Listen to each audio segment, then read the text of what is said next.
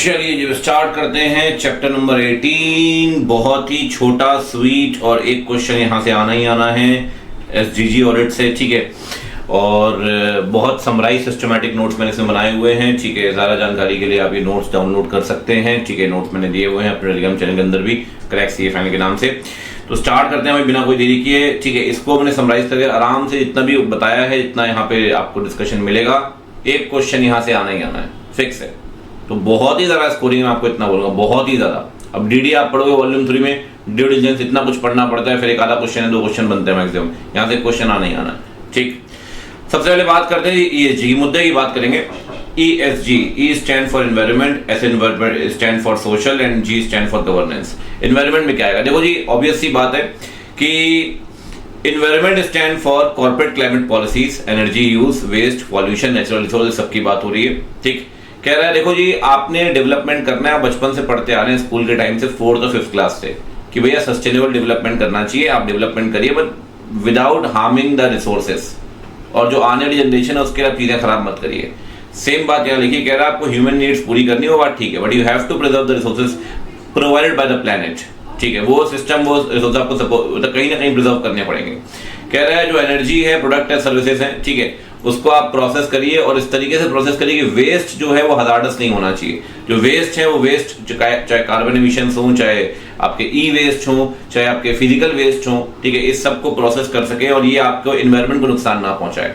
तो एनवायरनमेंट के 3 पॉइंट है, बहुत प्रिसाइज है, इसलिए एक चीज आपको ध्यान रखनी पड़ेगी, ये चीज आपको लिखनी पड़ेगी, ठीक है ना।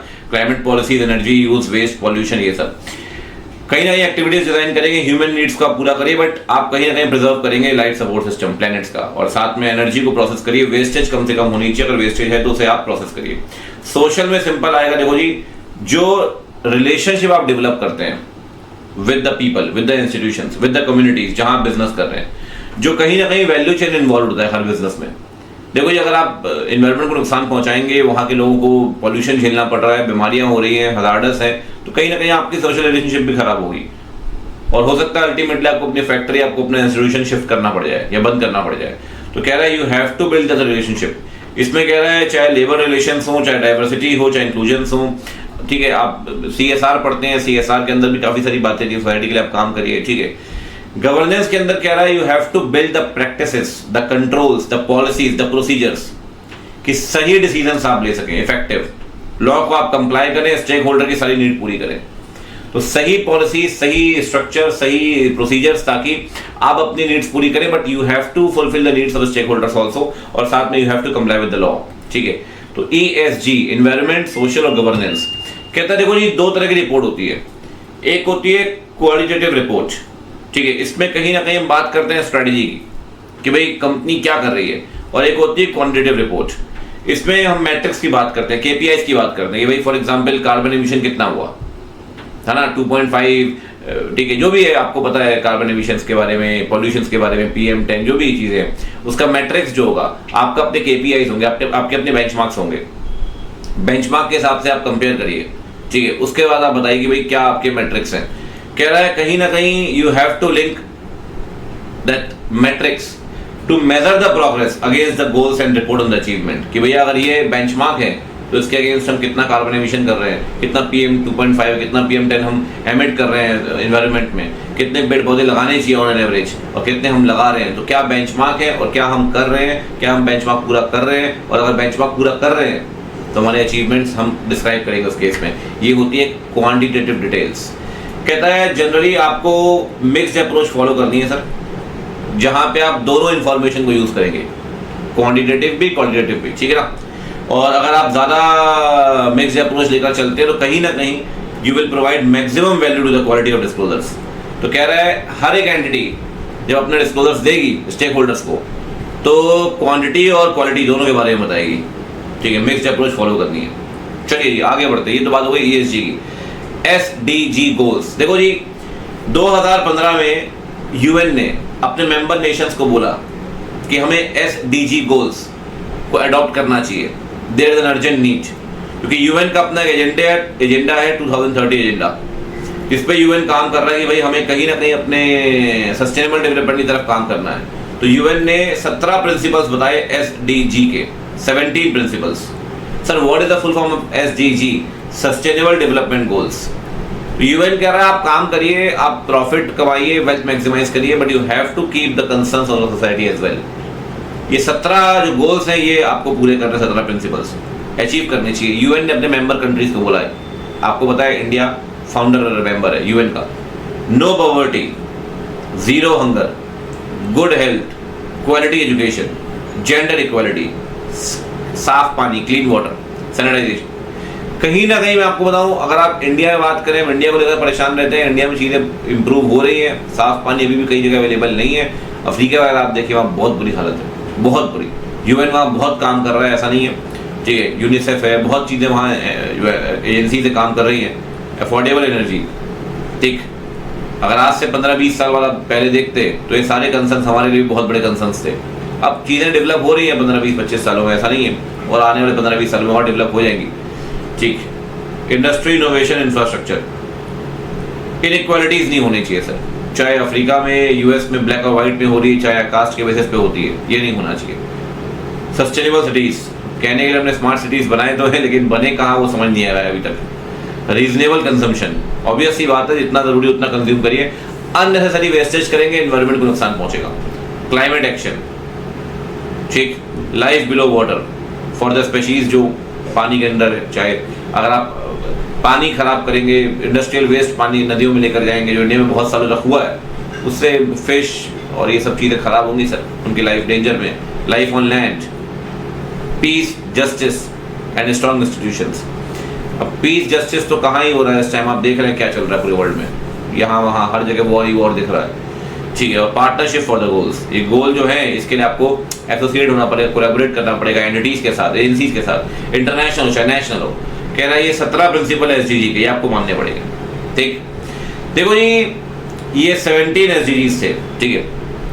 अब इसके बाद ग्लोबल ट्रेंड क्या है सर सस्टेनेबल रिपोर्टिंग में? देखो जब ये बात हुई ना ईएसजी की, एसडीजी की, तो ये बोला गया कि हर एंटिटी को, जो बड़ी कंपनी है, खासकर लिस्टेड कंपनी है, 1000 कंपनी है स्टार्टिंग की टॉप की, ठीक है, उनके लिए हम आगे बढ़ेंगे, बीआरएसआर, उनके लिए बोला गया आपको ना रिपोर्टिंग करनी पड़ेगी। भाई यार एक बात बताओ, आप साल में एनुअल रिपोर्ट बनाते हैं, आप फाइनेंशियल स्टेटमेंट बनाते हैं, जब एनुअल रिपोर्ट के अंदर आप अपनी परफॉर्मेंस बता रहे हैं, आप बोर्ड रिपोर्ट बना रहे हैं, आप सीएसआर रिपोर्ट बना रहे हैं, तो क्या सस्टेनेबल रिपोर्टिंग नहीं करनी चाहिए? क्या आपने साल भर में क्या काम किया एनवायरनमेंट के लिए, क्या काम किया है सोसाइटी कम्युनिटीज के लिए, इसके लिए भी तो सस्टेनेबल रिपोर्टिंग जरूरी है। तो वर्ल्ड में सस्टेनेबल रिपोर्टिंग के लिए क्या कुछ डेवलपमेंट्स हुए, ये सारे मैंने एक चार्ट में यहाँ खत्म किए हुए हैं, ठीक। सबसे पहले आया GRI, फुल फॉर्म लिखा हुआ है ग्लोबल रिपोर्टिंग इनिशिएटिव, ये ग्लोबल इनिशिएटिव था सर, और टॉप 250 फॉर्म्स है, 93% फॉर्म्स ने इसे फॉलो किया, और 100 से ऊपर कंट्रीज में। GRI ग्लोबल रिपोर्टिंग इनिशिएटिव ये कहता है सर डिस्क्लोजर किस बारे में देंगे? कह रहा है डिस्क्लोजर देंगे आप पहली बात तो एनवायरमेंटल, इकोनॉमिक, सोशल, ESG, ठीक है। वहाँ खैर गवर्नेंस है, गवर्नेंस नहीं है, एटसी किसको, मतलब रिपोर्ट जब बनाएगी कंपनी की, भाई सस्टेनेबल रिपोर्टिंग कर रहे हैं, किसके नाम पे बनाएगी? Stakeholders. तो GRI टॉप 20 फॉर्म, 250 फॉर्म्स, 93% ने माना है, 100 से ऊपर कंट्रीज हैं। कार्बन डिस्क्लोजर प्रोजेक्ट CDP कह रहा है इसमें आप डिस्क्लोजर्स दोगे एनवायरनमेंट को लेकर, एमिशंस, फॉरेस्ट, वाटर, कार्बन, नाम में कार्बन लिखा हुआ है सर। एड्रेस किसके नाम पे बनाओगे? Investor, buyer, other stakeholder. वहां से स्टेक होल्डर था, या इन्वेस्टर बायर भी लिखा हुआ है साथ में, although they are stakeholders. International integrated reporting framework IIRC ये कहता है कि इंटीग्रेटेड रिपोर्ट बनानी पड़ेगी, इंटीग्रेटेड, जिसमें सारी बातें आएंगी, इंटीग्रेटेड। कह रहा है गवर्नेंस की बात होगी, स्ट्रेटजी की बात होगी, परफॉर्मेंस बिजनेस मॉडल की बात होगी, सारी बातें हों। फिर एक टास्क फोर्स बनाई गई क्लाइमेट रिलेटेड फाइनेंशियल डिस्क्लोजर को लेकर, टास्क फोर्स, ये 2015 में बनाई गई, TCFD कहते हैं शॉर्ट में। इसे बनाया किसने? Financial stability board. अगर आपको याद हो तो आप बैंक ऑडिट के अंदर बेसल 3 पढ़ते थे, बेसल फ्रेमवर्क। तो बेसल फ्रेमवर्क भी बेसल कमेटी और साथ में फाइनेंशियल स्टेबिलिटी बोर्ड, FSB दोनों साथ में मिलकर बनाते हैं, बेसल 3 को बनाया हुआ है, ठीक है। तो फाइनेंशियल स्टेबिलिटी बोर्ड वहां भी काम कर रहा है, यहाँ भी काम कर रहा है। कह रहा है इनका ऑब्जेक्टिव क्या है? ऑब्जेक्टिव है क्लाइमेट रिलेटेड डिस्क्लोजर देने के बारे में, और एक कंपनी पे लगेगा जिसकी फाइनेंशियल इंटरेस्ट है, बैंक और इंश्योरेंस कंपनीज पे लगेगा। आप देखो कंपैरेटिवली आपको एक बात समझ में आ जाएगी कि GRI थोड़ा इंपॉर्टेंट है, जहां थोड़ा बहुत कंटेंट है वो थोड़ा बहुत इंपॉर्टेंट है, जहां कंटेंट ही नहीं वहां क्या पूछेगा इंस्टीट्यूट, ठीक। TCFD थोड़ा इंपॉर्टेंट है कंपैरेटिवली ज्यादा, ठीक है। 2015 में बनाया गया, फाइनेंशियल स्टेबिलिटी बोर्ड ने बनाया है, क्लाइमेट रिलेटेड डिस्क्लोजर आपको देने पड़ेंगे। अप्लाई होगा उन कंपनीज में जिसका फाइनेंशियल इंटरेस्ट है, बैंक और इंश्योरेंस कंपनीज के ऊपर भी अप्लाई होगा कंपैरेटिवली। TCFD GRI। CDSB इसका फुल फॉर्म क्या है सर? इसका फुल फॉर्म है क्लाइमेट रिलेटेड स्टैंडर्ड बोर्ड। कह रहा काम क्या है? सेम काम है भाई, क्लाइमेट रिलेटेड डिस्क्लोजर, नाम ही वही है। कह रहा है कंपनी को क्लाइमेट रिलेटेड रिस्क और अपॉर्चुनिटीज पे रिपोर्टिंग करनी पड़ेगी। क्या रिस्क है और क्या अपॉर्चुनिटीज है? जैसे आप SMA में स्वाट पढ़ते हैं तो पूरा स्वाट नहीं है, यहाँ सिर्फ रिस्क और वो है अपॉर्चुनिटीज। साथ में अप्रोच देगा भाई, आपको रिपोर्टिंग करनी पड़ेगी इन्वायरमेंटल इंफॉर्मेशन की, ठीक बात है। VRF वैल्यू रिपोर्टिंग फाउंडेशन, इसमें क्या है भाई? ये एक NPO है, नाम से पता चल रहा है फाउंडेशन, ठीक। किसने बनाया है सर? ये बनाया है भाई merger of SASB and IARC, ठीक। SASB एंड IARC, ठीक है। IARC तो आपने पढ़ा है अभी। काम क्या आप चीज देखिए, पढ़ने को तो बहुत कुछ है बट काम का क्या है? काम का GRI है, काम का TCFD और काम का थोड़ा बहुत ही है ISSB, international sustainability standard board, sustainability standard board. देखो IFRS आपने सुने हुए हैं, इन्होंने IFRS रिलीज किए फॉर सस्टेनेबिलिटी कि भाई एक सेपरेट IFRS बनाए कि भाई ये IFRS आपको मानना पड़ेगा फॉर सस्टेनेबिलिटी रिलेटेड डिस्क्लोजर्स। ये IFRS उसी के लिए होगा। तो कह रहा है ISSB अलॉन्ग विद IASB, ठीक है। इन्होंने इंटीग्रेटेड फाइनेंशियल रिपोर्टिंग फ्रेमवर्क बनाया और 2022 में 2 स्टैंडर्ड प्रपोज किए। मैंने आपसे कहा IFRS बनाया इन्होंने डेडिकेटेड। IFRS S1 बनाया TCFD के बोलने पर और IFRS S2 बनाया, ठीक है। और TCFD की रिक्वायरमेंट्स को इनकॉर्पोरेट किया। तो इनके बोलने पर उनकी रिक्वायरमेंट को इनकॉर्पोरेट किया, मतलब दोनों जो IFRS बनाए गए हैं ये TCFD की रिकमेंडेशन थी इसके अंदर। तो ये कंपैरेटिवली थोड़ा सा इंपॉर्टेंट बन जाता है कि भैया सस्टेनेबल डिस्क्लोजर स्टैंडर्ड बनाए हैं इन्होंने IFRS। कौन सा स्टैंडर्ड बनाए? 2 स्टैंडर्ड प्रपोज किए, S1 S2 IFRS, ठीक है। कब प्रपोज किया? मार्च 2022 में, ठीक है। और IASSB और IASB दोनों ने साथ मिलकर क्या बनाया है? इंटीग्रेटेड रिपोर्टिंग फ्रेमवर्क, ठीक है जी। तो ये 3 बातें जरूर ध्यान रखिएगा, ISSB, TCFD और GRI। मैं ये नहीं कह रहा बाकी छोड़ देना, बट इतने रिलेवेंट नहीं है, ठीक। ये थोड़ा सा इंपॉर्टेंट ध्यान रखना भाई। सस्टेनेबिलिटी रिपोर्टिंग में 5 इमर्जिंग ट्रेंड्स। मैंने आपसे कहा कि भाई कंपनीज के लिए बोल जाएगा आपको सस्टेनेबल रिपोर्टिंग करनी पड़ेगी। जब एनुअल रिपोर्ट बना रहे हैं, बोर्ड रिपोर्ट बना रहे हैं, सस्टेनेबल रिपोर्टिंग में आपको करनी पड़ेगी। तो क्या बोला गया भाई? इमर्जिंग ट्रेंड्स क्या है? Sustainability reporting growing incrementally with the movement towards the use of standards frame by the stakeholder. कहीं ना कहीं स्टेक होल्डर स्टैंडर्ड्स बना रहे हैं और ये एम्फेसाइज कर रहे हैं कि स्टैंडर्ड्स आपको मानने पड़ेंगे। तो सर ये इमर्जिंग ट्रेंड है कि हर कंपनी को कहीं ना कहीं सस्टेनेबल रिपोर्टिंग करनी पड़ेगी। ये आने वाले टाइम में होने वाला है। अभी हर कंपनी के लिए मैंडेटरी नहीं है, बट कहीं ना कहीं सस्टेनेबल रिपोर्टिंग करनी पड़ेगी आपको। साथ में अब रिपोर्टिंग करनी पड़ेगी, अपन पीछे पढ़कर आए क्लाइमेट रिलेटेड रिस्क को लेकर, कार्बन रिडक्शन टारगेट कि भाई हमें इतना कार्बन एमिशन कम करना ही करना है। इसके लिए अपन ने TCFD को भी बनाया। बायोडायवर्सिटी रिस्क को लेकर लोगों की अवेयरनेस बढ़ रही है। अब बढ़ रही है सर, तो आपसे रिपोर्टिंग चाहते हैं, आप कंपनी, आप एंटिटी हैं। कहीं ना कहीं UN के SDG जो है प्रायोरिटाइज कर रहे हैं क्वांटिटी ओवर क्वालिटी। अभी आप पीछे पढ़ के आए, 17 जो SDG है वो भी तो रिपोर्टिंग की बात कर रहे हैं।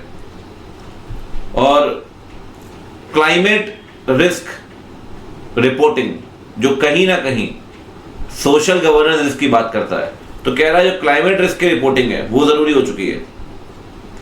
तो 5 इमर्जिंग ट्रेंड है। सीधा क्वेश्चन आ सकता है, ध्यान रखना 4 नंबर में। पहली बात, सस्टेनेबिलिटी रिपोर्टिंग जो है वो growing, it is growing incrementally, क्योंकि स्टैंडर्ड्स आते जा रहे हैं। स्टैंडर्ड्स बना रहा है कौन? Stake holders.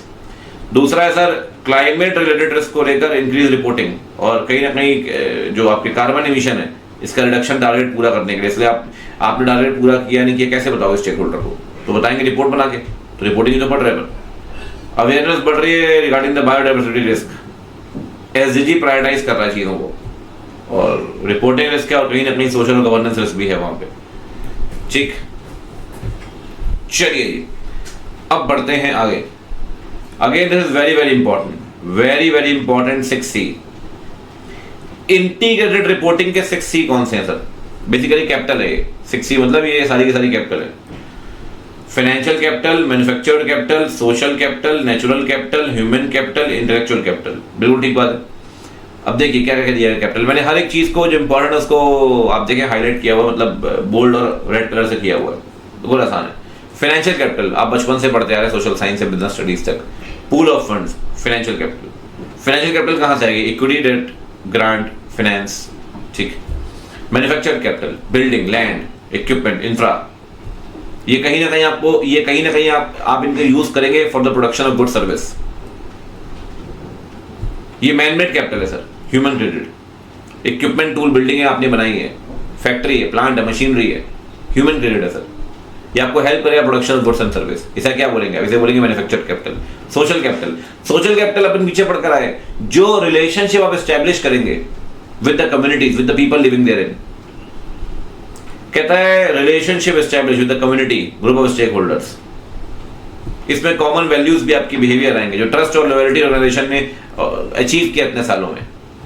और सोशल लाइसेंस कहीं ना कहीं आपको मिलता है उस केस में, जब आप सही काम कर रहे हैं, कम्युनिटी के लिए काम कर रहे हैं, सस्टेनेबल डेवलपमेंट आप कर रहे हैं, वहां के लोगों को नुकसान नहीं पहुंचा रहे, है ना, CSR अपनी चीजें पूरी कर रहे हैं, कहीं ना कहीं एक इम्प्लाइड लाइसेंस आपको मिलता है सोसाइटी से कि हाँ यू कैन ऑपरेट हियर, कोई दिक्कत वाली बात नहीं है।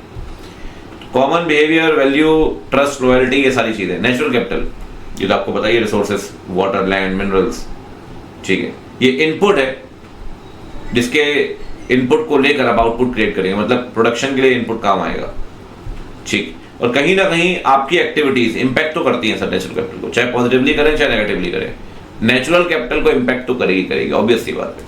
ह्यूमन कैपिटल, आपके लोग, आपकी लेबर, आपके एम्प्लॉइज, कहीं ना कहीं उनके साथ भी तो रिलेशन एस्टैब्लिश करना पड़ेगा आपको। उनका ट्रस्ट, उनकी लॉयल्टी भी चाहिए, सोसाइटी की तो चाहिए जो आउटसाइडर है, बट इनसाइडर की लॉयल्टी भी चाहिए आपको। तो कह रहा है सर पीपल की स्किल, एक्सपीरियंस, कैपेसिटी, मोटिवेशन। कह रहा है ethical values, ability to understand and implement. भाई अगर आप लोग रख रहे हैं, लोग ढंग के होने चाहिए। अपन आप पढ़ते आ रहे हैं इंटरनल कंट्रोल से, ढंग के लोग काम करेंगे sir, with proper understanding of the strategy. उन्हें पता होगा क्या चाहते हो ऑर्गेनाइजेशन। अगर लोग ही बेकार है, उनको अंडरस्टैंडिंग ही नहीं चीजों की, कैसे काम करेंगे आप? साथ में loyalties and motivations. Intellectual capital, आपके पेटेंट, आपके कॉपीराइट्स। कहता है ये कहीं ना कहीं जो इन्वेस्टमेंट आप करेंगे रिसर्च डेवलपमेंट पे, इनोवेशन पे, ह्यूमन रिसोर्स पे, एक्सटर्नल रिलेशनशिप पे, जो कहीं ना कहीं आपको क्या प्रोवाइड करेगा? Competitive advantage. भाई it is very very important, मैं आपको बता रहा हूँ, ये क्वेश्चन अगले 3 से 4 अटेम्प्ट में 2 बार घूमेगा, मतलब ये 2-3 अटेम्प्ट में आता ही रहेगा, ठीक है, जब तक कि कोई नया सिलेबस इंस्टीट्यूट ड्राफ्ट नहीं करता। It is very very important. Financial capital, manufactured capital, social capital, natural capital, human capital, intellectual capital. Even इसमें आपका MCQ बन सकता है, इंस्टीट्यूट ने स्टडी मेट के अंदर MCQ बनाया भी है इससे, ठीक है। तो पेटेंट, कॉपीराइट, R&D, इनोवेशन, ये इंटेलेक्चुअल कैपिटल है, ठीक है। आगे बढ़े, चलिए अब चलते हैं सर ESG का इवोल्यूशन इंडिया में कैसे हुआ। हमने ग्लोबली देखा क्या कुछ किया गया, अब बात करते हैं इंडिया की। देखो जी, इंडिया में BRSR को बनाया गया, BRSR की बात करेंगे इसके बाद डिटेल में, ये आएगा भी BRSR, ठीक है। बट उससे पहले इंडिया में इवोल्यूशन कैसे हुआ? सबसे पहले इंडिया में बनाई गई NVG, नेशनल वॉलंटरी गाइडलाइंस। ये MCA ने इशू की 2009 में, ठीक है। 2012 में साहब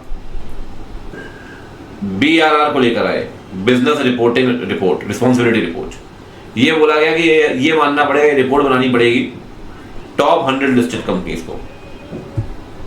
तो उसमें NVG की जो गाइडलाइंस थी वो आपको बतानी पड़ेगी, रिपोर्ट आप बनाइए बिजनेस रिस्पॉन्सिबिलिटी रिपोर्ट की, ये चीज आपको बतानी पड़ेगी। वो सारे फॉर्मेट, कंटेंट कहां से आएगा? NVG के हिसाब से, लेकिन हर कंपनी के टॉप 100 लिस्टेड कंपनी को।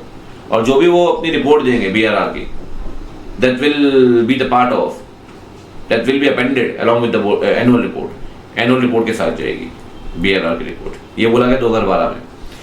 2014 आते आते आपको पता है कंपनीज एक्ट आ गया था। कंपनीज एक्ट ने कहा CSR मैंडेटरी है, CSR रूल्स मानने पड़ेंगे। आपको पता है 2% खर्च करना पड़ेगा पिछले 3 साल के एवरेज नेट प्रॉफिट का। फिर 2015 आया तो BRR जब शुरू किया 2012 में, तो बोला गया था 100 लिस्टेड कंपनी के लिए, लेकिन 15 आते आते बोल दिया 500 लिस्टेड कंपनी के लिए, इट इज मैंडेटरी, ठीक। फिर 2017 आया तो इंटीग्रेटेड रिपोर्टिंग की बात हुई, IR। कह रहा है IR may be adopted on the voluntary basis from the financial year 17-18 by top 500 listed companies, top 500 companies जिनको BRR बनाना है, ऑब्वियसली लिस्टेड कंपनीज। तो कहीं ना कहीं 17 में बोला गया IR की रिपोर्टिंग मैंडेटरी नहीं की गई, कह रही जो आप 500 लिस्टेड कंपनीज है टॉप, जो BRR की रिपोर्ट तो बना ही रहे, कह रहे हो आप वॉलंटरी बेसिस पे IR ही बना सकते हैं, वॉलंटरी मैंडेटरी नहीं किया गया, ठीक है।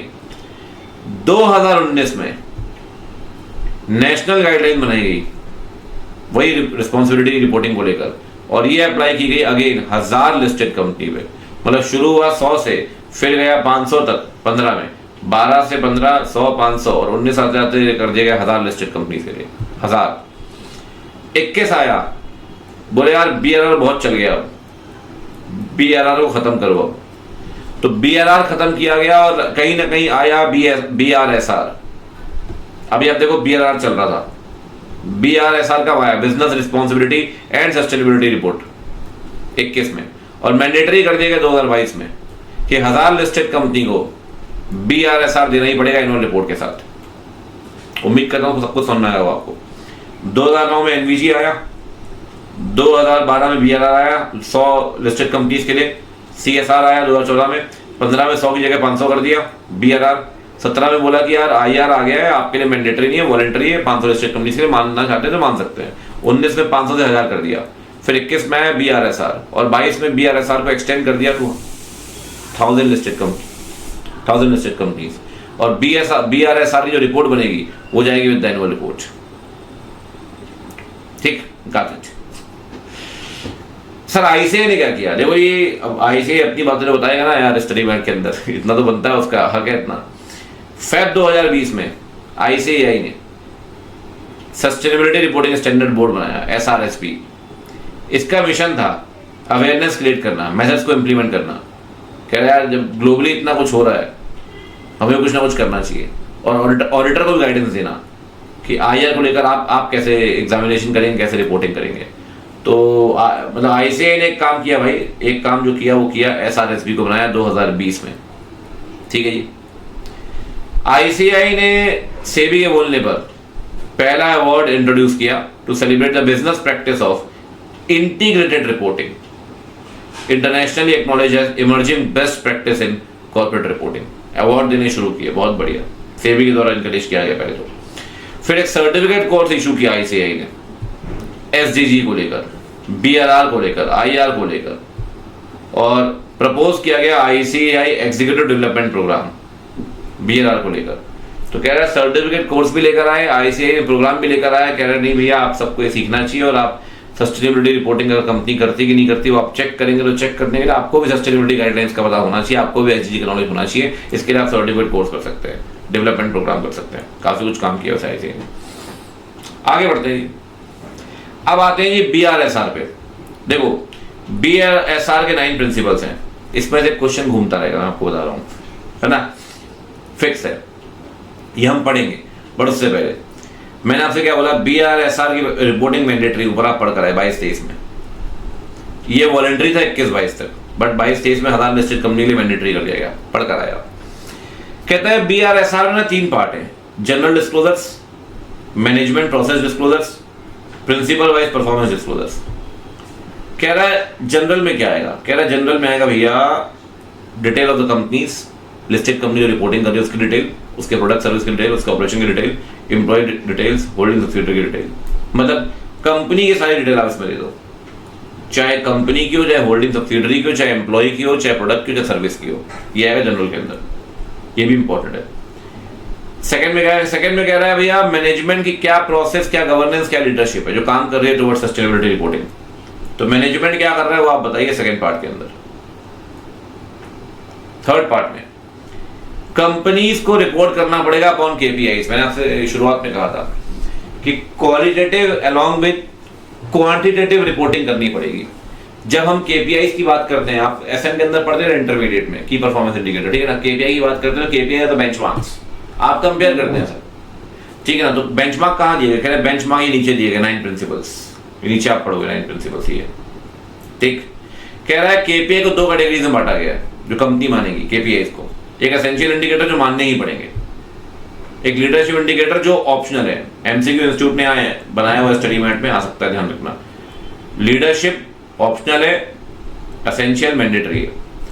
कह रहा है सर एसेंशियल में क्या है? कह रहा है डेटा ऑन ट्रेनिंग प्रोग्राम, क्या प्रोग्राम्स करा रहे हो, डेटा क्या है आपका एनर्जी को लेकर, एमिशंस क्या है, वाटर वेस्ट मैनेजमेंट, ये सब, ये सारे डिस्क्लोजर्स आपको देने ही पड़ेंगे BRSR के अंदर, देने ही पड़ेंगे सर, मैंडेटरी है, essential indicators. But life cycle assessment, conflict management policy, additional data on energy consumptions, supply chain management, ये सारे जो एडिशनल इंफॉर्मेशन है, एडिशनल, ये मैंडेटरी नहीं है, ऑप्शनल है, आप देना चाहे तो दे सकते हैं। लीडरशिप इंडिकेटर कहते हैं सर, लीडरशिप इंडिकेटर। तो भाई ये क्वेश्चन 2-3 नंबर में यहां से भी आ सकता है भाई, ध्यान रखना कि आप बताइए भैया केपीआई को कितने पार्ट में बांट सकते हैं बीआरएसआर के अंदर, 2 पार्ट में, है ना, essential, leadership.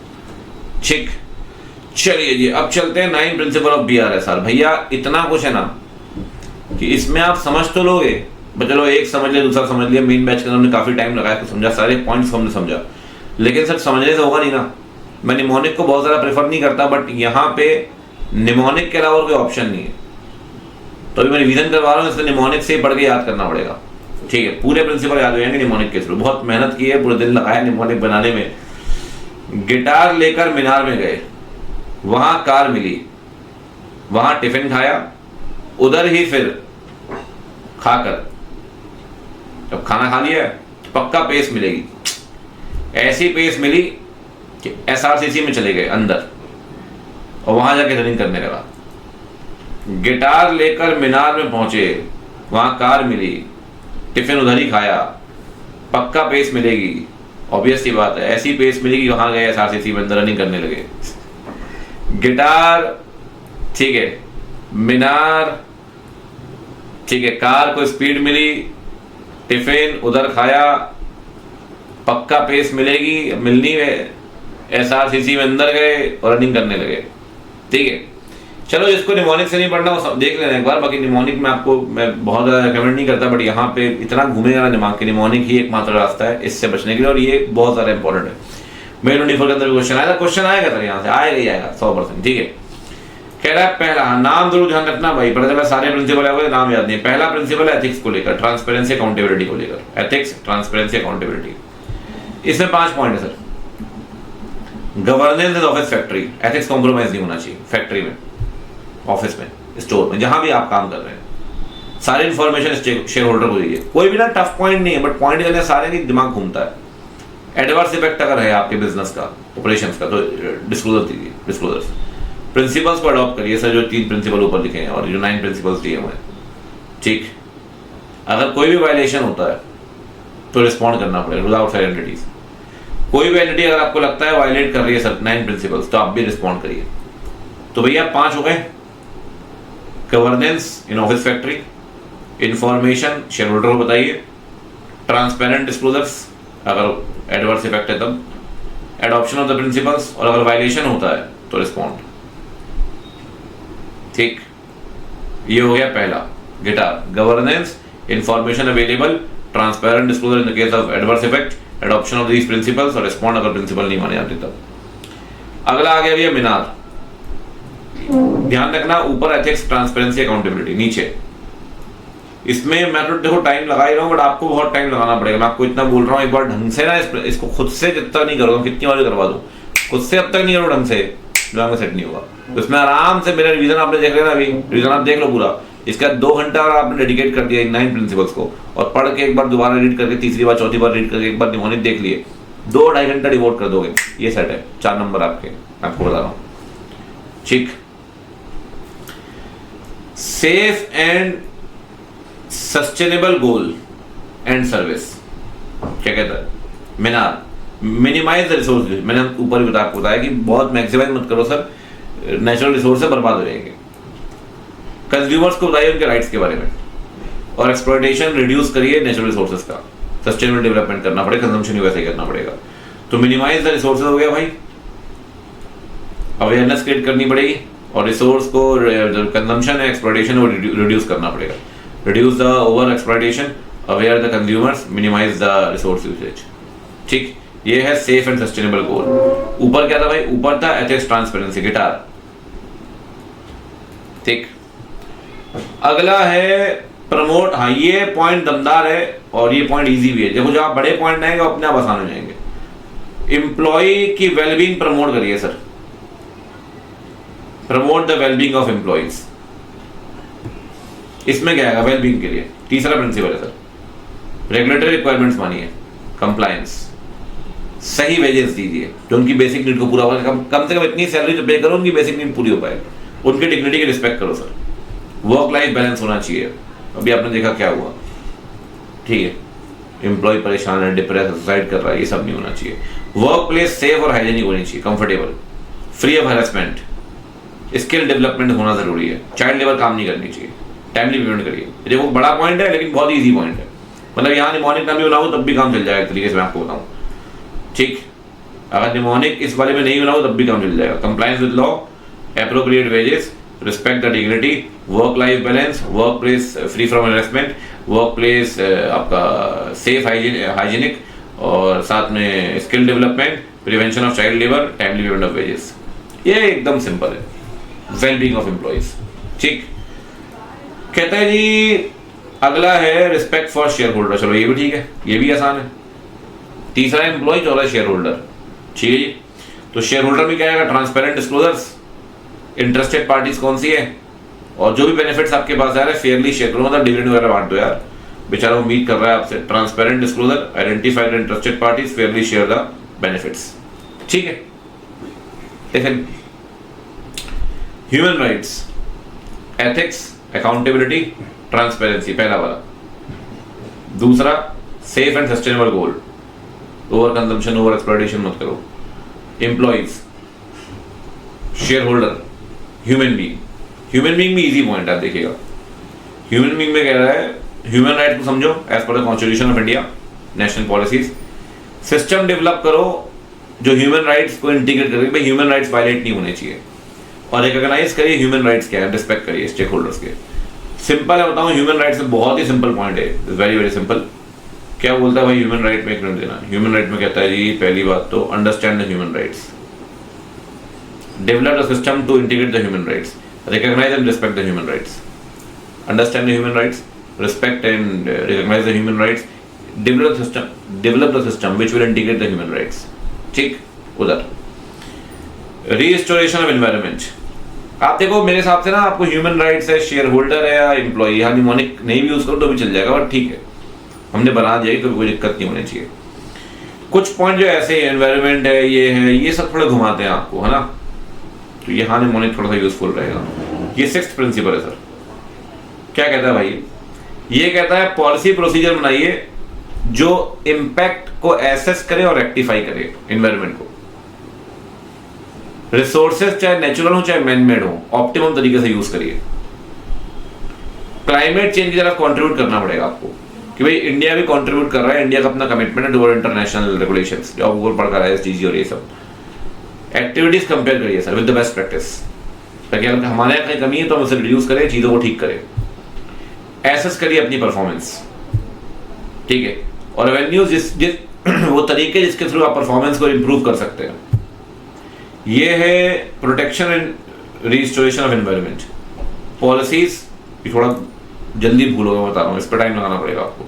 To assess and rectify the impact, use of resources चाहे नेचुरल हो चाहे मैन मेड हो, कंट्रीब्यूट करिए टुवर्ड्स क्लाइमेट चेंज, कंपैरिजन करिए इंडस्ट्री बेस्ट प्रैक्टिस के साथ, एसेस करिए परफॉर्मेंस को, और परफॉर्मेंस कैसे इंप्रूव हो सकती है उसके लिए एवेन्यूज देखिए।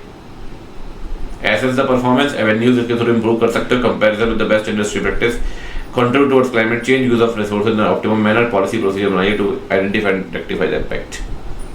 मैं करवा रहा हूँ, आपको करना पड़ेगा, सिर्फ ये करने से नहीं होगा, ठीक है ना, बोल चुका हूँ पहले भी। पब्लिक एंड रेगुलेटरी पॉलिसी, हाँ ये भी थोड़ा सा ठीक है। एचआर अब्यूज नहीं होने चाहिए, पॉलिसी फॉर्मेशन बनाइए, कलेक्टिव एसोसिएशंस बनने चाहिए, ट्रेड यूनियन ये सब, और फेयर कंपटीशन होना चाहिए। तो कह रहा है पब्लिक रेगुलेटरी पॉलिसी के लिए HR abuse, policy formation, collective associations, encourage the fair competition. पहला था एथिक्स, ट्रांसपेरेंसी, अकाउंटेबिलिटी। दूसरा है सेफ एंड सस्टेनेबल गोल, उसमें आपका मीनार एम्प्लॉयज के आपको कई सारे पॉइंट आपने देखे। फिर आ गया एम्प्लॉयज के बाद शेयर होल्डर आ गया, शेयर होल्डर के बाद ह्यूमन बीइंग आ गया, ह्यूमन बीइंग के बाद थोड़ा चीजें घुमाएगा आपको, ठीक है ना, रिस्टोरेशन ऑफ एनवायरनमेंट पक्का, और फिर आ जाएगा भैया public and regulatory policy, pace, inclusive growth, inclusive growth, इसमें क्या देखना पड़ेगा सर, एसआरसीसी, चलो वो तो खैर आपके लिए बनाया मैंने, मैं सिर्फ निमोनिक से नहीं पढ़ा हूँ, थोड़ा बहुत समझा भी रहा हूँ आपको।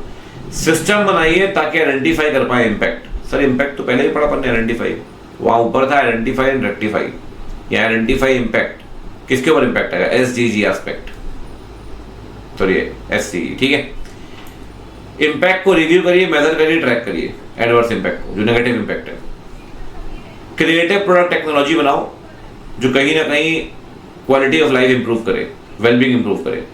CSR एक्टिविटीज, वो वहां भी 135 के अंदर 135 के अंदर भी लिखा होता है सेक्शन के अंदर कि जो CSR एक्टिविटी आप करेंगे वो लोकल एक्टिविटीज को इंप्रूव करिए सर, प्रायोरिटाइज करिए।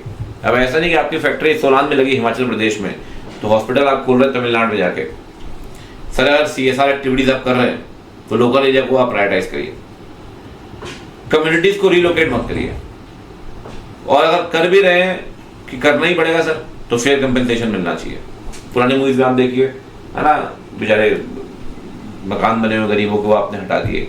रीलोकेशन, डिस्प्लेसमेंट नहीं होना चाहिए। अगर कर भी रहे हैं तो फेयर कंपेंसेशन। इंटेलेक्चुअल प्रॉपर्टी जो नॉलेज है उसे डिजर्व रिस्पेक्ट मिलनी चाहिए। अगर कोई एम्प्लॉय आपके लिए काम कर रहा है, ट्रेडमार्क पेटेंट इन्वेंशन करता है, he should get the deserve respect. इस पॉइंट को अपन बोलते हैं inclusive growth and equitable development. System बनाइए to identify the impact, adverse impact को रिव्यू करिए। शुरू के 2 पॉइंट भूलोगे, बाकी 4 पॉइंट याद रहेंगे। 2 पॉइंट में काम करना है। क्रिएटिव प्रोडक्ट टेक्नोलॉजी बनाओ जो बेटर क्वालिटी की तरफ फोकस करे। CSR एक्टिविटीज, लोकल एरिया को आप फोकस करो। डिस्प्लेसमेंट नहीं होना चाहिए। अगर डिस्प्लेसमेंट आप कर रहे हैं तो भैया फेयर कंपेंसेशन पे करना आपको, यू हैव टू पे द फेयर कंपेंसेशन, ठीक। इंटेलेक्चुअल प्रॉपर्टी और traditional knowledge should get the deserve respect, ठीक है। चलिए ये ऊपर नीचे हो गया है, यहां आ जाएगा नो आई, फिर मैंने कहा ये थोड़ा जम नहीं रहा है, यहाँ N होगा और यहाँ I होगा।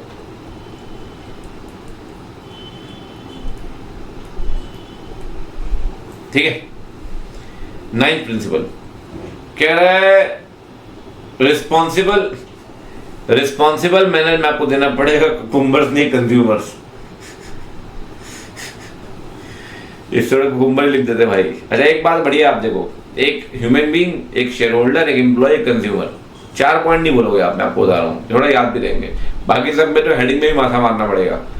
कंज्यूमर में क्या है भाई, जो बचपन से पढ़ते आ रहे हैं बिजनेस स्टडीज और इन सब में, आपके प्रोडक्ट और सर्विस का एडवर्स इंपैक्ट नहीं होना चाहिए सोसाइटी और क्लाइमेट के ऊपर। सबको एसेंशियल आइटम का एक्सेस मिलना चाहिए, दाल चावल आटा ये सब। कंपटीशन रोकना नहीं है आपने, मिसलीडिंग एडवर्टीजमेंट नहीं होना चाहिए। इन्फॉर्म करिए कंज्यूमर का रीयूज रिसाइकल। डेटा लीकेज नहीं होना चाहिए कंज्यूमर का, जो बहुत ज्यादा हो रहा है आजकल, डेटा बिक जाता है कंज्यूमर का सारा का सारा। और ग्रीवेंस रिड्रेसल होना चाहिए, उनकी कंप्लेंट को दूर करिए आप। मतलब यहाँ भी मैं आपको बताऊँ सही मायने में यहाँ भी होने की जरूरत नहीं पड़ेगी। एडवर्स इंपैक्ट कम कर दो, एक्सेस दो एसेंशियल आइटम्स का, कंपटीशन मत रोको, एडवर्टीजमेंट मिसलीडिंग नहीं होना चाहिए, इन्फॉर्म कंज्यूमर को इन्फॉर्म करिए उनके राइट्स के बारे में और उनके रीयूज रिसाइकल के बारे में, डेटा लीकेज नहीं होना चाहिए, ग्रीवेंस को रिड्रेस करिए आप, ठीक। ऊपर क्या था भाई, एक बार देख लेते हैं, ग्रोथ एंड इक्विटेबल डेवलपमेंट। यहाँ था system, identify the impact, adverse impact को रिव्यू करिए, एसेस करिए, मेजर करिए। क्रिएटिव प्रोडक्ट बनाइए जो वेलबींग को इंप्रूव करे, क्वालिटी ऑफ लाइफ को इंप्रूव करे। CSR एक्टिविटीज जो है लोकल एरिया को एम्फसाइज करिए, प्रायोरिटाइज करिए। डिस्प्लेसमेंट और रिलोकेशन नहीं होना चाहिए, अगर हो रहा है तो fair compensation. Intellectual property must be provided deserve respect. Public और रेगुलेटरी पॉलिसी में prevent the HR abuse, policy formation, collective association, fair competition. Restoration environment, policies, procedure to assess and rectify, use of natural resource, contribute towards climate change, comparison with the industry best practice, assessment of performance बेहतर कैसे हो सकती है, उसके लिए avenues। Human rights समझो, system बनाओ ताकि ह्यूमन राइट्स को इंटीग्रेट कर पाओ, उसमें ह्यूमन राइट की रिस्पेक्ट और रिकॉग्नाइज करो आप। शेयर होल्डर को प्रॉपर डिस्क्लोजर्स, आइडेंटिफाई करें इंटरेस्टेड पार्टी कौन सी है और बेनिफिट्स को शेयर करिए फेयरली। एम्प्लॉय को लेकर सारे लॉ मानो, एप्रोप्रिएट वेजेस दो, रिस्पेक्ट करो उनकी डिग्निटी को, work life balance, work place safe और हाइजीनिक होनी चाहिए, work place free from harassment होनी चाहिए, skill and career development, child labour काम नहीं करनी चाहिए, timely payment. Minimize resource usage आ गया सेकंड वाला प्रिंसिपल, सस्टेनेबल गोल। कंज्यूमर को उनके राइट्स के बारे में अवेयर कराइए और ओवर एक्सप्लॉयटेशन मत करिए। एथिक्स वाले में governance in office factory, information जो बतानी है स्टेक होल्डर्स को, शेयर होल्डर्स को, एडवर्स इंपैक्ट, उसको लेकर आपको ट्रांसपेरेंट डिस्क्लोजर देना पड़ेगा, एडॉप्शन ऑफ द प्रिंसिपल्स, और अगर कोई भी वायलेशन करता है तो फिर रिस्पॉन्स क्या होगा आपका। ठीक है, उम्मीद करता हूँ कुछ हद तक आपको समझ में और आ गया होगा, कुछ चीज़ें आप समझ पाए होंगे इसमें। ठीक है, ये 9 प्रिंसिपल्स हैं भाई, किसको लेकर, रिगार्डिंग BRSR। चलिए जी अब चलते हैं भैया 9 टॉपिक पे। सेबी ने करेंटली 1000 लिस्टेड कंपनीज को, ठीक है, स्टार्ट किया है BRSR को लेकर। हमने पहले ही बात की, आने वाले टाइम में रिमेनिंग लिस्टेड कंपनीज भी कवर होंगे BRSR के अंदर। BRSR आपको पता है सिंगल मीन्स है for disclosing the sustainability aspect in India. India में बहुत सारे, देखो बाहर जो बहुत सारे आपने देखा GRI ये सब आए, बट इंडिया में BRSR is the single you can say means of disclosing the sustainability aspect. देखो यहाँ पे एश्योरेंस जो है it is more critical, reason being जो UN के SDG एस्पेक्ट थे उसको देखते हुए, और साथ में आजकल ESG ऑडिट भी हो रही है, जो कहीं ना कहीं ऑडिटर चेक करेगा, ठीक है, कंपनी ने एनवायरमेंटल इश्यूज को कैटर किया है और क्या वो रिस्क कहीं ना कहीं मिनिमाइज करने पड़ेंगे कंपनी को। इसके लिए ESG ऑडिट भी एक सेपरेट डिसिप्लिन बन चुका है। साथ में ESG ऑडिट भी बिजनेस को हेल्प करेगा in supply chain risk, in risk management capabilities, transparency with the share holders. तो इन्होंने ज्यादा बात नहीं की, बात की है सिंपल कि सेबी ने 1000 लिस्टेड कंपनीज को बोला, आगे और भी कह सकता है। और ESG ऑडिट के बारे में 2 लाइन लिखी है भाई, ESG ऑडिट जो है वो that is more critical, reason being environmental और सोशल रिस्क को कैटर करने के लिए, मिटिगेट करने के लिए, साथ में बिजनेस को कहीं ना कहीं हेल्प करेगा सप्लाई चेन में, रिस्क मैनेजमेंट में और ट्रांसपेरेंसी को लेकर। ठीक है, इतना कुछ है नहीं 9 टॉपिक के अंदर। अब चलते हैं ये टॉपिक नंबर 10 में।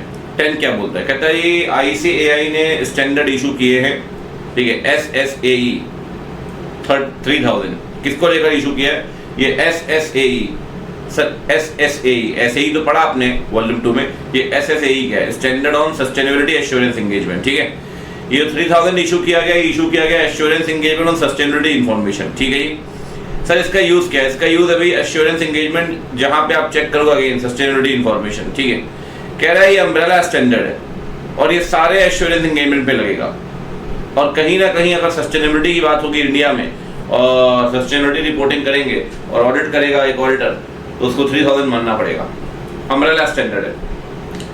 कहता है सर ये किसको हेल्प करेगा, शायद ऊपर भी पढ़ के आ चुके थे आप, एश्योरेंस प्रोवाइडर जो एश्योरेंस देना चाहते हैं सस्टेनेबिलिटी को। सीधी सी बात है, मेरे से अगर आप सस्टेनेबिलिटी रिपोर्टिंग करवा रहे हैं, ठीक है, मेरे से अगर आप एश्योरेंस चाहते हैं और मैं सस्टेनेबिलिटी एस्पेक्ट चेक कर रहा हूँ, एनवायरमेंटल रिस्क को लेकर, क्लाइमेट रिस्क को लेकर आप क्या जो रिस्पॉन्स है एंटिटी का वो मैं चेक कर रहा हूँ, तो ऑब्वियस सी बात है मुझे ये मानना पड़ेगा 3000। एंटिटीज जो प्रोफेशनल ऑडिटर को इंगेज कर रहे हैं, ठीक, और रेगुलेटर इन्वेस्टर जो सस्टेनेबिलिटी रिपोर्टिंग डेटा चाहते हैं, ऑब्वियस सी बात है जो आपके स्टेक होल्डर्स हैं, अगर सस्टेनेबिलिटी रिपोर्टिंग आपने की है कि नहीं की, ऑडिटर चेक करेगा। जब ऑडिटर चेक करेगा तो कुछ तो बेंचमार्क होना चाहिए, तो बेंचमार्क क्या है भाई, बेंचमार्क है 3000। तो कहीं ना कहीं जो स्टेक होल्डर है, जब ऑडिटर 3000 को मानेगा, अपनी रिपोर्टिंग करेगा, तो स्टेक होल्डर को बेटर डेटा मिलेगा, जो अप्रूव डेटा होगा, रिलायबल डेटा होगा। ठीक, कह रहे हैं सर ये स्टैंडर्ड लगेगा चाहे आप रीजनेबल एश्योरेंस दे रहे हो या limited assurance on sustainability information. आपने वॉल्यूम 2 में कई बार पढ़ा है moderate assurance, limited assurance, reasonable assurance. ठीक है, तो कह रहा है लिमिटेड हो रिजनेबल उससे फर्क नहीं पड़ता, जब जब बात होगी सस्टेनेबिलिटी इंफॉर्मेशन की तब ये लगेगा 3000। ठीक, कहता है 2023 तक ये वॉलंटरी था, बट 31 मार्च 2024 की एंडिंग से ये मैंडेटरी हो चुका है। This is mandatory for assurance report. तो जो भी एश्योरेंस रिपोर्ट आप दे रहे हैं, आपको यहाँ पे ये मानना पड़ेगा सस्टेनेबिलिटी रिपोर्टिंग को लेकर। ठीक, बस ध्यान रखना 3000 है, एश्योरेंस एंगेजमेंट पे लगेगा, अम्ब्रेला स्टैंडर्ड है, 3 लोगों के लिए यूजफुल है, 3 यूजर्स हैं, एश्योरेंस प्रोवाइडर, ठीक है, वो एंटिटीज जो रखना चाहती हैं, एंटिटीज के लिए भी हेल्पफुल रहेगा, ऑब्वियस सी बात है, और साथ में स्टेक होल्डर्स। ठीक, तो assurance provider, entity, stakeholder, ये तीनों यूजर्स हैं। आगे बढ़ते हैं सर, अब बात करते हैं भाई, एक बात बताएं, अगर आपको एश्योरेंस रिपोर्ट देनी है BRSR को लेकर, तो सर एश्योरेंस रिपोर्ट आप कैसे दोगे? तो एक ना प्रोसीजर दिया हुआ, आप कह सकते हैं मेथोडोलॉजी, जिसमें दिया हुआ है कि भाई BRSR को लेकर आप किस तरीके से एश्योरेंस दोगे। ठीक, व्हाट इज द मेथोडोलॉजी? इसमें आप देखो सिंपल 6 स्टेप दिए, जरा कुछ भी तामझाम नहीं है। कह रहा है अगर आप फॉर एग्जांपल आप चेक कर रहे हो कंपनी ने BRSR के एस्पेक्ट को माना है कि नहीं माना है, तो क्या करोगे आप? सबसे पहले preliminary review, ESG reports, parameters, on site assessment, जाओ आप वहां पे, ठीक है, ऑन साइट क्लाइंट के ESG रिपोर्ट को आपने ले लिया है, आप वेरिफिकेशन करिए, अपनी रिपोर्ट दीजिए, असेसमेंट रिपोर्ट, रिव्यू करो जो रिस्पॉन्स है और क्या जो फाइंडिंग्स आपको मुझ पे मिली है, अगर कुछ लैप्सेस हैं तो मैनेजमेंट का क्या रिस्पॉन्स आया उसको लेकर, क्या क्लैरिफिकेशन मैनेजमेंट दे रहा है वो देखिए। फिर फाइंडिंग्स अपनी जो है सबमिट करिए ऑन साइट असेसमेंट, और फाइनल रिपोर्ट आपको बनानी पड़ेगी, ठीक है, इंक्लूडिंग फाइनल रिजल्ट्स। सबसे पहले आपको करना पड़ेगा स्टार्टिंग का प्रिलिमिनरी रिव्यू, ठीक है, ऑन साइट असेसमेंट करो, जो ESG रिपोर्ट होगी इसको थोड़ा सा चेक कर लो आप, फिर असेसमेंट रिपोर्ट इशू करो, ये फाइनल रिपोर्ट नहीं है।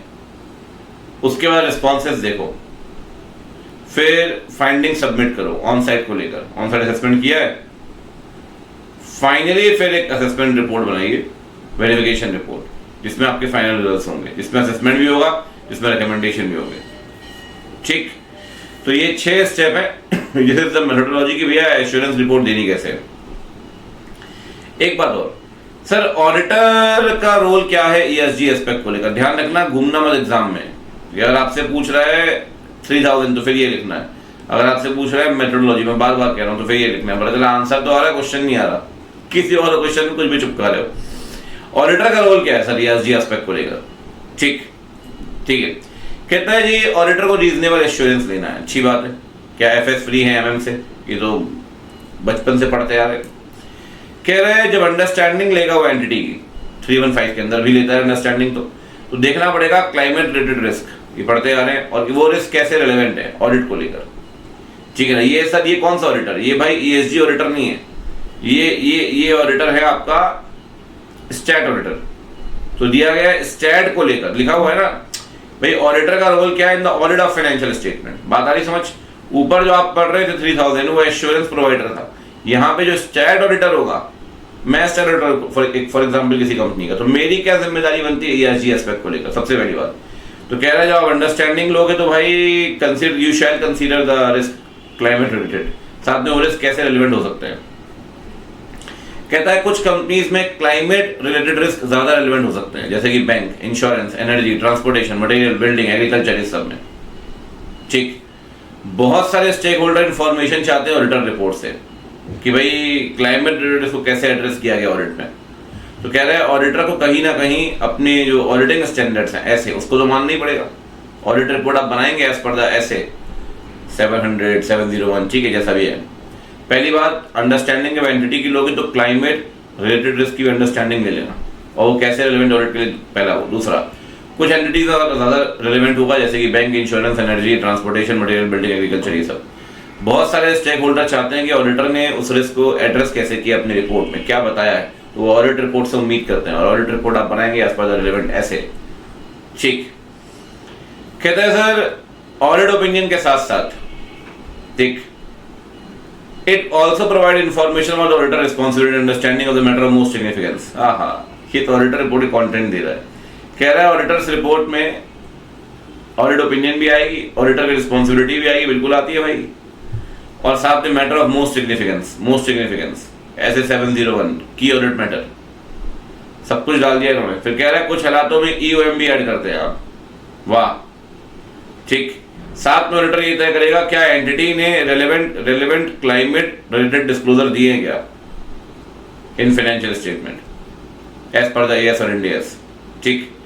कह रहा है ऑडिटर अदर इंफॉर्मेशन भी पड़ेगा, आ गया 720 कि भैया मान लो एनुअल रिपोर्ट जारी है तो other information of financial statement में टैली करके देखेगा, अगर कॉन्ट्रडिक्शन आएगा तो फिर रिस्पॉन्ड करना पड़ेगा एज पर ऐसे 720। तो कह रहा है जो इन्फॉर्मेशन फाइनेंशियल में, जो अदर इन्फॉर्मेशन है पब्लिकली आप स्टेक होल्डर को बता रहे हैं। एनुअल रिपोर्ट जारी है, उसमें कुछ और लिख रहे हो क्लाइमेट रिस्क को लेकर, मतलब आपके सस्टेनेबिलिटी एस्पेक्ट को लेकर कुछ और लिख रहे हो, फाइनेंशियल स्टेटमेंट में जो मैटर है उसमें कुछ और लिख रहे हो, वहां लिख रहे हो भाई कि हमने पॉल्यूशन को लेकर हमने एक प्लांट इंस्टॉल किया है एनुअल रिपोर्ट में, है ना। CSR रिपोर्ट में बातें लिख रहे हो आप, भैया किया हुआ तो फाइनेंशियल स्टेटमेंट में एंट्री नहीं आएगी क्या, बैलेंस शीट में आएगा नहीं क्या वो एसेट, बट फाइनेंशियल में कहीं कुछ है ही नहीं, तो सर टैली नहीं कर रहा ना आपका फाइनेंशियल और आपकी एनुअल रिपोर्ट। अगर नहीं कर रही तो आपको पता है उस केस में क्या करना है 720 के अंदर, ठीक है।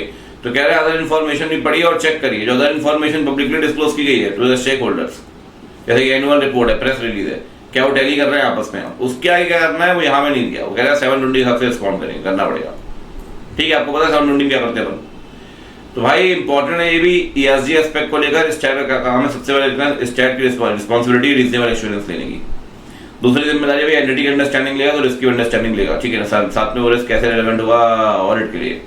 ठीक है, कुछ सेक्टर में रेलेवेंट है ये जरूर लिख देना, bank, insurance, energy, transportation, agriculture, ये सब। ठीक है, स्टेक होल्डर उम्मीद करते हैं कि ऑडिटर ने कैसे एड्रेस किया होगा इस रिस्क को अपनी रिपोर्ट के अंदर। ऑडिटर रिक्वायरमेंट फॉलो करेगा सर ऑडिटिंग स्टैंडर्ड की, ऑब्वियस सी बात आपको रिपोर्ट जो बनानी पड़ेगी एज पर द रिलेवेंट ऐसे। साथ में ऑडिटर रिपोर्ट में क्या क्या है, ऑडिटर रिपोर्ट में आएंगे भैया ओपिनियन तो आएगी, ऑडिटर की रिस्पॉन्सिबिलिटी भी आएगी, मैटर ऑफ मोस्ट सिग्निफिकेंस भी आएंगे, और EOM के अंदर भी चीजें आप समझाएंगे। ठीक है, और ये भी चेक करना है आपको क्या एंटिटी ने प्रॉपर डिस्क्लोजर दिया एज पर द AS और NDS है, व्हिचएवर इज एप्लीकेबल।